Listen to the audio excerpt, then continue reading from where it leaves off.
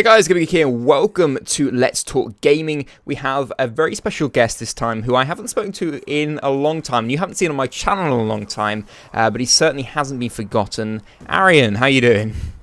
Hi, well, I'm doing alright. It's been a while, so It has been a long time. Yeah. I don't think I've properly spoken to you since Eurogamer, which was last September.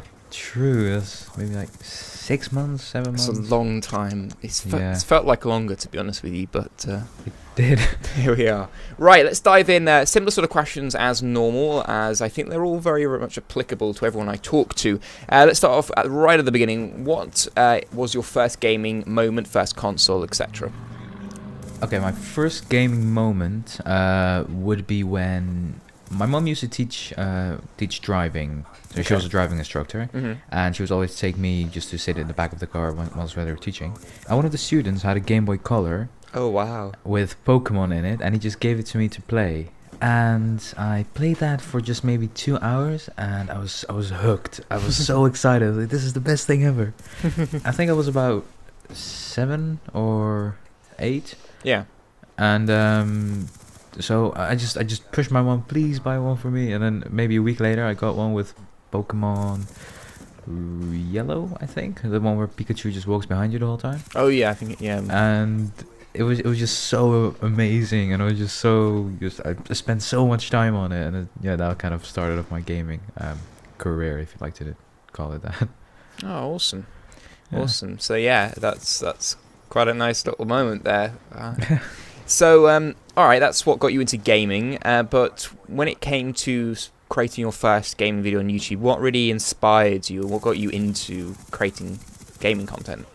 Well, I've always been inspired by different YouTubers, just seeing like how they play and the way they play. What got me into YouTube, like YouTube gaming, was I got a Xbox 360 for my 15th birthday, and all my friends were playing Black Ops and Call of Duty, Modern Warfare 2, and all those like shooter games, and I was never really that interested. But then I bought Black Ops 1, and I was really shit.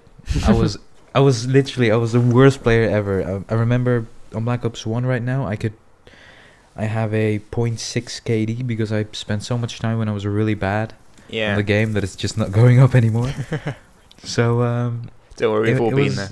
Yeah, it's embarrassing. And I remember when all my friends used to at school talk about, oh yeah, I got a chopper with this and this and this, and I was like, huh, what are those terms? And I slowly began to learn them. Yeah. And slowly I realized that, oh, okay, so they're actually that high, and I'm actually that low. Yeah, I honestly. So Sorry, I just sort of really connect with this. I'm like, I felt like that as well. I think most people can relate to that stage of their beginning of gaming and the 18 plus games, something like that. And so I was actually. Oh yeah, they were always complaining about campers and all that. So I was like, campers, maybe that's a good strategy for me to begin with. So my first video on YouTube that I looked up for Call of Duty was best camping spots or something like that. Yeah, best camping spots, best. Yeah, I know. Don't judge. And it didn't really help. So I just began watching people like T Martin and Woody's Gamertag and those kinds of people. Yeah, and it just. You just watch them and they helped you improve the game. X-Jaws, I remember.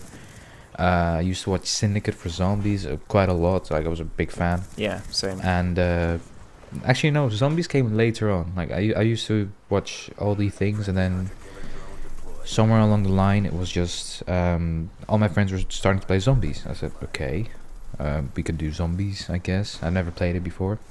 Died in round 3. I was so mad. I was like, this is this stupidest game ever. Who would play this for a second? Yeah.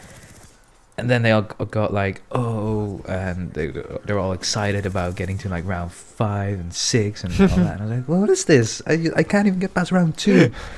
So I started watching Syndicate because he was if you looked up zombies on YouTube, he just popped up. Yes, he was. And I watched his series, I saw his strategies, and I kind of adapted to them. Yeah. So I remember a very, very funny thing, like reading back to on MSN Messenger. Oh God. On That was a long time ago. Yeah, on MSN Messenger, it's saying to a friend of mine, oh my god, you won't believe it, I'm around 19 with a thunder gun and a ray gun and Kino. This is so amazing. And I was so happy. And I was like, because it was a high round at that time. Man, 19. I still get excited about round 19 today. Don't you diss round 19. I'll try. So, yeah, I was so excited. And I just slowly progressed and got like 24, 25. And me and my friend of mine, Joel, we always competed for higher rounds. And yeah, I was so jealous when one day he did 2 boxes and I got ray gun and a thunder gun after each other. And I was just so like, damn it.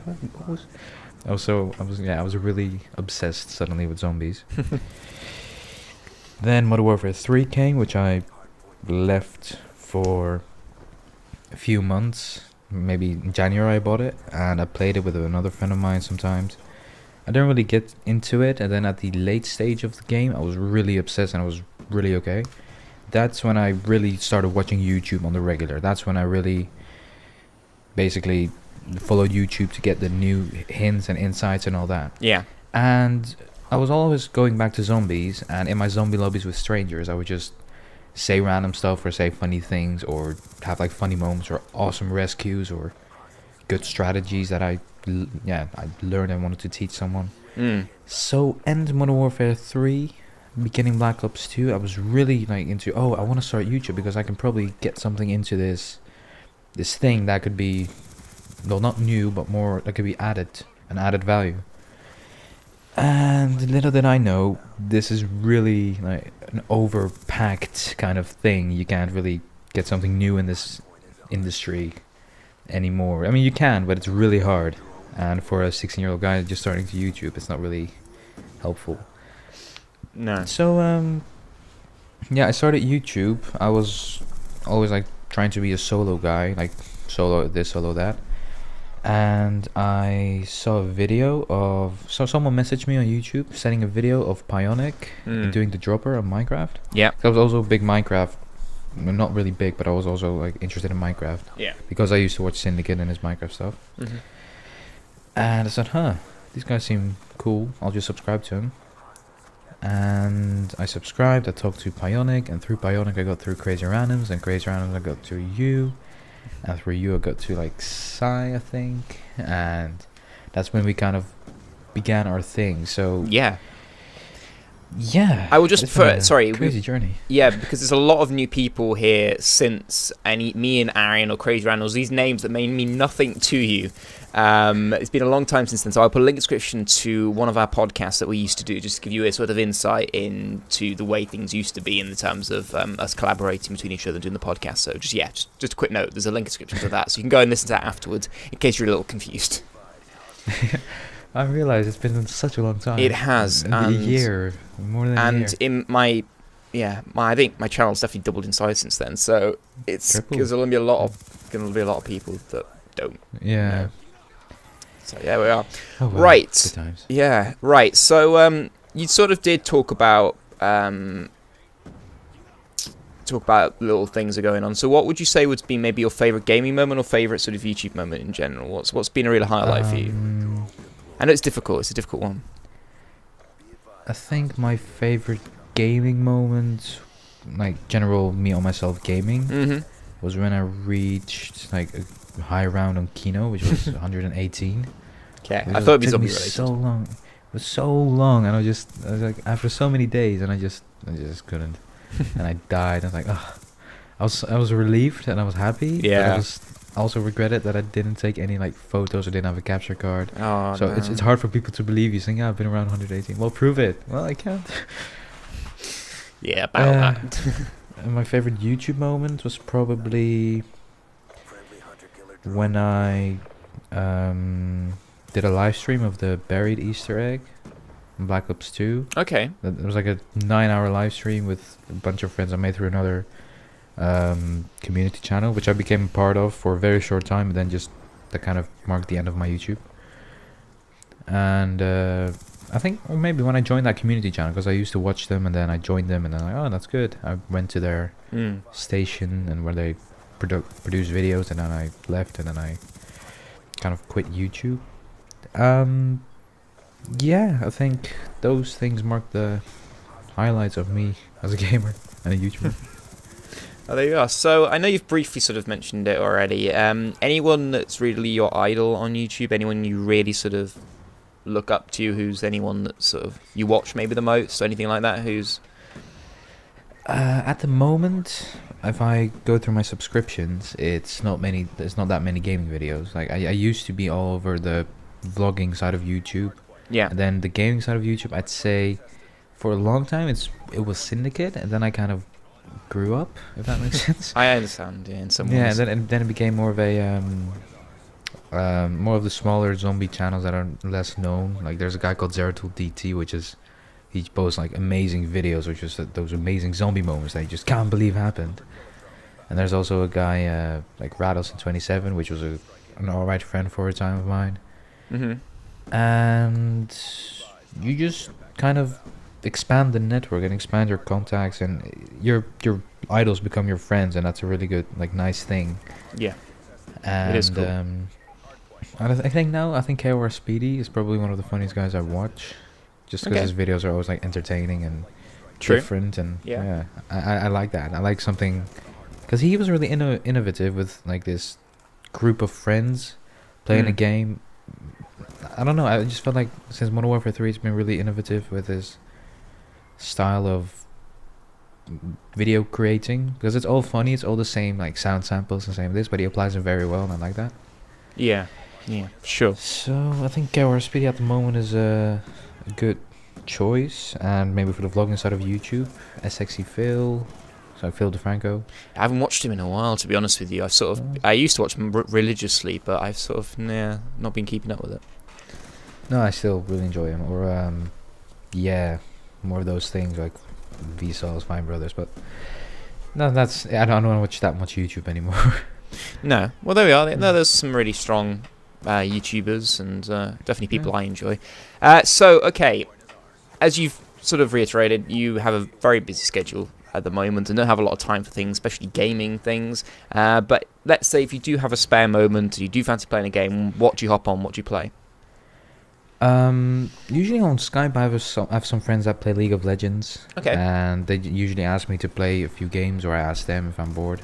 Yeah. And I haven't played it in a long time. Like I've played a 1v1 maybe pretty recently, but I sucked at it. I just quit immediately with one of my friends. And I don't know, if I really have nothing to do, if I'm really bored, I just go back to zombies on Black Ops 1. Oh really? Yeah, because I gave my Black Ops 2, Modern Warfare 3, and World at War to my nephew, so he's got those. I see. I don't have many games at the moment, so I'll just play some zombies on Black Ops 1, or just some combat training. It's good though. I've gone back a few times to Black Ops 1. Yeah, or some combat training or local matches with bots, just to bring back some basically memories. that. Yeah, actually, yeah. I just assure the fact that I've still got the game. Have you? You still got your no scopes and exactly. wall bangs, yeah, and all those stuff. Great. Yeah. So, final question. It's a question obviously I've asked everyone so far. Where do you see gaming going in the next few years? What do you see really sort of taking off in the industry? What do you see being a big thing? I'm gonna quickly steal this answer from hi, my name is Edson, because when I heard it from him, I agreed, and I was actually like ready to say that answer too, so we're kind of on the same thinking line. Okay.